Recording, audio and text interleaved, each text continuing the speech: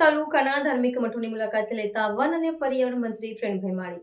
કાંકરેજ અને ઓગળ તાલુકાના બે મોટા ધાર્મિક મઠોની મુલાકાત ડીસા તાલુકાના ધારાસભ્યને ગુજરાત સરકારના મંત્રી ફ્રેન્ડભાઈ માળી લીધી હતી અને તેઓ સૌપ્રથમ દેવ દરબાર જાગીર મઠના મહંત શ્રી બળદેવનાથ બાપુના આશીર્વાદ લીધા હતા, જેમાં બનાસ બેંકના ચેરમેન ડાયાભાઈ પિલિયાતર, થરા માર્કેટયાર્ડના ચેરમેન ઈશ્વરભાઈ પટેલ, કાંકરેજ તાલુકા ભાજપ પ્રમુખ નટુભાઈ પટેલ સાથે બ્રહ્મ સમાજના અગ્રણી હરગોવનભાઈ શિરવાડિયા, સુખદેવસિંહ સોઢા, ભરતસિંહ ભટ્ટીસરિયા સહિત બનાસ ડેરીના ડિરેક્ટર બાબુભાઈ ચૌધરી પણ ખાસ કરીને હાજર હતા, જેમાં મંત્રી ફ્રેન્ડભાઈ માળીને બાપુ શ્રી બળદેવનાથજીને સાથે વાતચીત કરીને ઉગડજી મહારાજ અને મા હિંગળાજના ઇતિહાસ વિશે જાણકારી મેળવી હતી.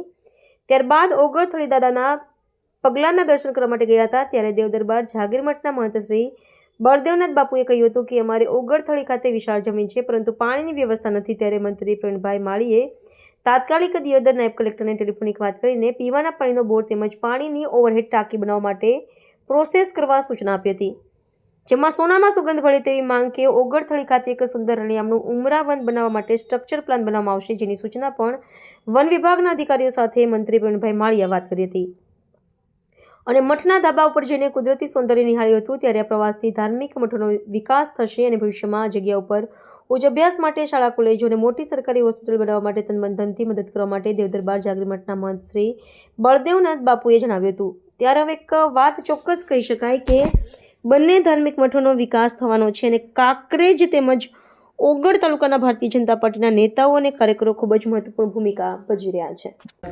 નેપાળના હિંગળાજ અને સનાટ લઈ લીધા પછી સનાટ લઈને પછી ગુરુ મહારાજના આદેશથી હિંગળાજમાંને યાદ રાખી ત્યાં કને માતાજી એમને પસંદ કર્યા 10-12 વર્ષની ઉંમર.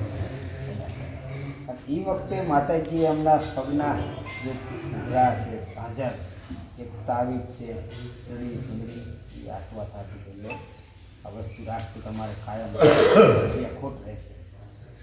ત્યાંથી પછી લઈને પોતે ગિરનાર માથે ગુરુ દત્તાત્રેય ભગવાનની સેવા કરે. દત્ત ભગવાનની સેવા કરી એટલે દત્ત ભગવાને કીધું કે મૃત્યુ લોકમાં જે જન્મે એ એક દિવસ જાય, પણ આ બહુ આત્મા સારો છે એટલે એવો અને આશીર્વાદ આવ્યો કે કાયમ માટે અમર થઈ જાય. એ વખતમાં બધા દેવોને બોલાવી અને દેવોનો એક વર્ષ અર્પણ કર્યા. આપણા 100 મહિના અને બ્રહ્માજીનો એક દિવસ થાય એવા 33 કોટી દેવોએ એક વર્ષ ઓગળજી મહારાજને અર્પણ કર્યું.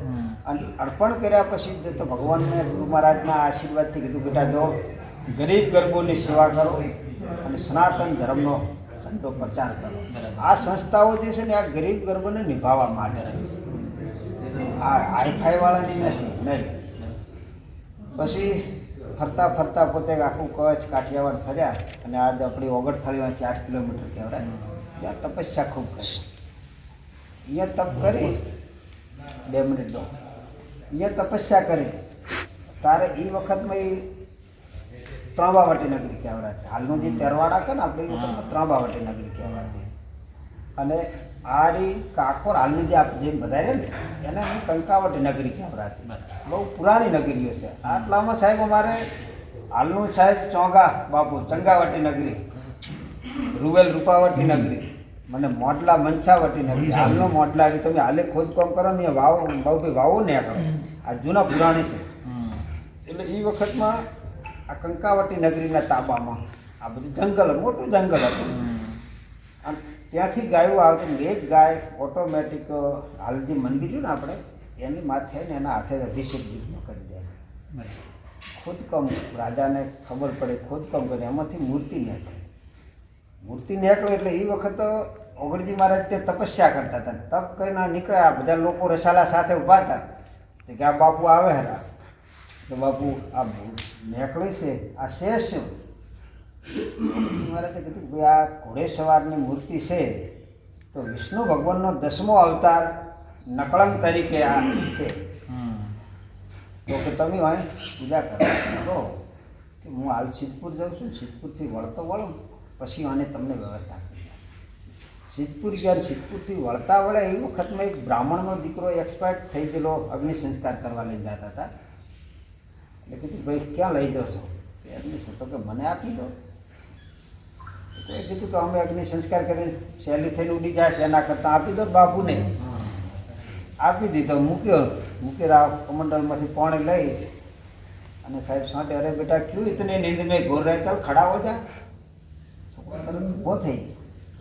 ઊભો થઈને એના મા બાપ પાસે મૂકે કે જા તું મા બાપની પાસે ભિક્ષા લે. અમારામાં સંન્યાસીઓમાં નિયમ હોય, સંન્યાસ પહેર્યા પછી એના કુટુંબને મા બાપને સાહેબ ભિક્ષા લેવા જવું પડે, અને એ રાજી થઈને ભિક્ષા હાલે તો જ એનો પરિપૂર્ણ થાય.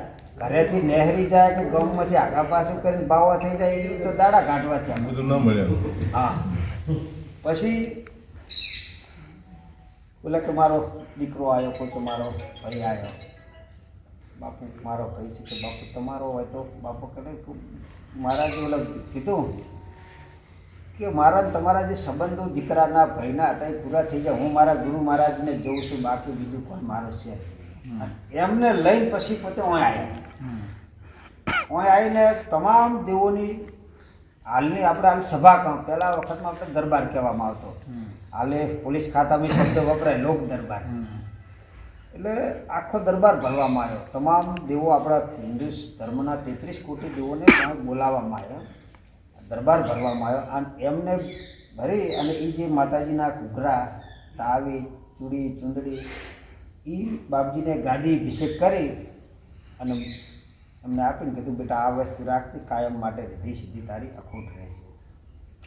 અને એના ઉપરથી દેવોનો બધું દરબાર ભરો, એના ઉપરથી આનું નામ દેવ દરબાર રાખવામાં આવે. આ સાહેબ આજુબાજુ ગામ કોઈ વખતમાં હતા નહીં, કોઈ ગામ નહોતા, બધા જંગલ મોટા મોટા.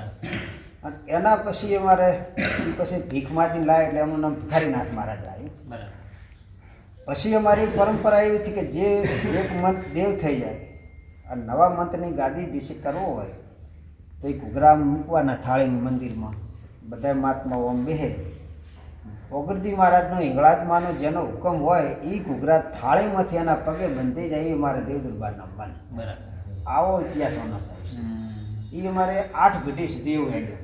છેલ્લા મનસાનાથ બાપુ અમારે થયા, પોતે પાટણના પ્રજાપત હતા અને બહુ એકદમ સાદા અહેવાલમાં કામ કરતા બાપજી દેવ થઈ જાય. અમારામાં એવું કે જ્યાં સુધી નવો મંત્ર નિમણૂક ના થાય ત્યાં સુધી જૂના મંત્રની ડેડ બોડીની સમાધિ ના હાલવાની, ત્યાં સુધી ઘોડામાંથી બાપુને લઈને એમને પછી ઘૂઘરા કે મનસા કહેતા ઘૂઘરા થાળીમાં પડ્યા ખડખડ્યા. પછી એમને કીધું કે ભાઈ આગળ સમય કેવો આવે કેવો ના આવે, આજથી આ ઘૂઘરાની પ્રથા હું બંધ કરું છું. કેમ કે એક બાજુ પ્રથા આપણી એવી છે કે જ્યાં સુધી નવો મંત્ર ના બે ત્યાં સુધી જૂના મંત્રની ડેડ બોડીની સમાધિ નહીં થતી. એક બાજુ ઘૂઘરા કદાચ છે કોઈ આઘા પાસ હોય ના તો ઓલે શું આપણું પરંપરા ન શું થાય. એટલે પછી એટલેથી મારે મનસાનાથ બાપા એટલે જ્યાં ધાણદમાં જહુમાનું કદાચ આપણે નામ સાંભળ્યું છે એમના ગુરુ મહારાજ. હા, મારી આ 16મી પેઢી છે સાહેબ. 16મી? હા, દેવ દરબાર ગાદી માથે હું આ 16મા મંથ તરીકે આવ્યો બાપાના પ્રસાદથી છે. બહુ સરસ ઇતિહાસ તો સાહેબ બહુ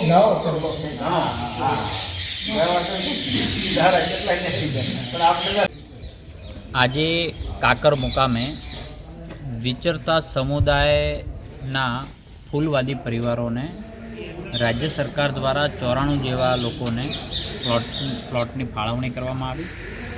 તેના પર રાજ્ય સરકાર અને VSSN સંસ્થા દ્વારા બંનેના સહયોગથી બાંધકામ માટે ખાતમુહૂર્ત કરવામાં આવ્યું. એ નિમિત્તે આજે ઓગણનાગની ધરતી પર એક દેવ દરબાર પર આજે તેમના દર્શન કરવાનો અવસર મળ્યો. મહારાજશ્રીના ચરણોમાં વંદન કરી અને પ્રવાસની શરૂઆત પણ કરી છે. સ્થળી ઉપર જઈને પણ દર્શન કરી અને આજે અમે આ દિવસનો શરૂઆત કરી છે. દેવ દરબારે હંમેશા શિક્ષણની ચિંતા કરી છે, આરોગ્યની ચિંતા કરી છે. લોકો અહીંયા આવીને શીશ નમાવે છે અને એમના દુઃખ દૂર થતા હોય એવી પવિત્ર જગ્યા ઉપર આવવાનો, દર્શન કરવાનો મને અવસર મળ્યો છે. ધન્યવાદ.